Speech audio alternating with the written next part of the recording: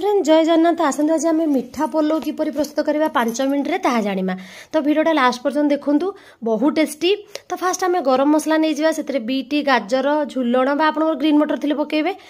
तो फास्ट आम प्रेसर रे गुआ घी दबा देसी गुआ घी से गरम मसला सब पके दबा। गरम मसला पके सारा परे आम से काजू किसमिस ब्लैक किसमिस येलो किसमिस बादाम ताकू टिके फ्राए करदेबा। ताकू फ्राए हो सारा परे आम बीट गाजर आ झुलण तो ताकू टिके पकेकी आम फ्राए करदेबा। टिके फ्राए सारा परे आम से लुण दबा।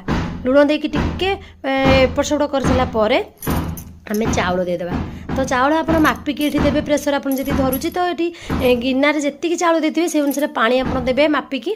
तो तापर आम से चीनी देदेबा। पानी दे सारा पर तापर आउ टे गुआ घी देसी गुआ घी ऊपर देदेबा। ताकू आम प्रेसर देदेबा। तो देखो कि 5 मिनट रे 2टा हुइसिल आसीदेला आम बंद करदेबा। देखुना कि 5 मिनट रे बनीगला पोलो मीठा पोलो बहुत टेस्टी। आपड़ थोड़े एमती बन खातु कि लगला कमेंट रे जनइबे। रही जय जगन्नाथ।